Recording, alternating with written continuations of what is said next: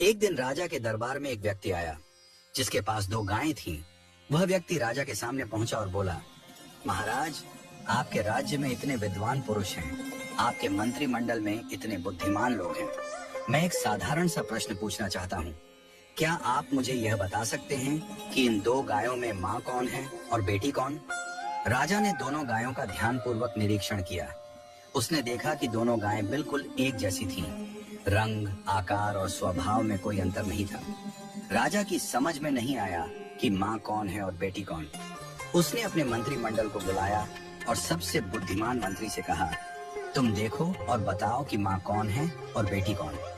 मंत्री ने भी बड़ी बारीकी से दोनों गायों का निरीक्षण किया, लेकिन वह भी उत्तर नहीं दे पाया। धीरे धीरे मंत्रिमंडल के सभी सदस्यों ने कोशिश की, लेकिन कोई भी इस साधारण प्रश्न का उत्तर नहीं दे पाया। राजा को बहुत अफसोस हुआ कि उसके मंत्रिमंडल में एक भी व्यक्ति इतना बुद्धिमान नहीं है जो यह बता सके कि माँ कौन है और बेटी कौन। जब सबसे बुद्धिमान मंत्री अपने घर पहुंचा तो वह बहुत चिंतित था। उसकी पत्नी ने पूछा, आज आप इतने परेशान क्यों हैं? क्या हुआ? मंत्री ने कहा, आज राज्यसभा में एक व्यक्ति दो गायें लेकर आया था और पूछा कि इनमें माँ कौन है और बेटी कौन। हम सबने देखा, लेकिन दोनों गायें एक जैसी दिखाई दी। कोई भी यह साधारण सा उत्तर नहीं दे पाया। मंत्री की पत्नी मुस्कुराई और बोली, कल मुझे भी राज्यसभा में ले चलिए, मैं इस प्रश्न का उत्तर देने की कोशिश करूंगी।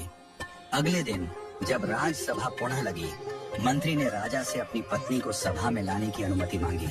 राजा ने अनुमति दे दी। मंत्री की पत्नी को बुलाया गया और दोनों गायों को भी सभा में लाया गया। मंत्री की पत्नी ने कहा, महाराज, मुझे एक अवसर दें।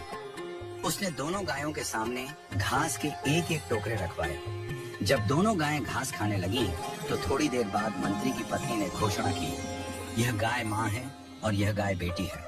वह व्यक्ति जो गाय लेकर आया था, उसने तुरंत सहमति जताई और कहा, आपने बिल्कुल सही पहचाना। राजा ने आश्चर्य से पूछा, तुम्हें कैसे पता चला कि माँ कौन है और बेटी कौन?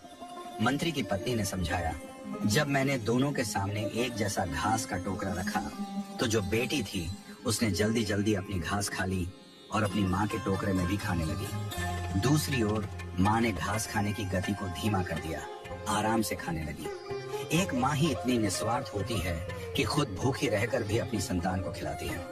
इस कहानी का संदेश बहुत गहरा है। जैसे एक माँ निस्वार्थ प्रेम करती है और अपनी संतान की भलाई के लिए खुद को त्याग देती है, वैसे ही ईश्वर भी हमें बिना किसी अपेक्षा के सब कुछ देता है। हम सब ईश्वर की संतान हैं और उसने हमें यह सुंदर सृष्टि निस्वार्थ प्रेम से दी है। हम अक्सर ईश्वर से केवल अपनी इच्छाओं की पूर्ति की प्रार्थना करते हैं, लेकिन कभी यह नहीं पूछते कि हे प्रभु, आप खुश तो हैं? जिस तरह हमें अपने माता पिता का सम्मान करना चाहिए, उनसे बातचीत करनी चाहिए और उनकी खुशी का ध्यान रखना चाहिए, वैसे ही हमें ईश्वर से भी संवाद बनाए रखना चाहिए। यदि हम अपने माता पिता से दिन में बस एक बार पूछ लें कि आप खुश तो हैं, तो उनके आशीर्वाद से हमारे जीवन में कभी दुख नहीं आएगा। पूजा पाठ या मंदिर जाना जरूरी नहीं, लेकिन माता पिता और ईश्वर से संवाद हमेशा बना रहना चाहिए। उनका प्रेम और आशीर्वाद हमारे जीवन को खुशहाल और समृद्ध बनाएगा।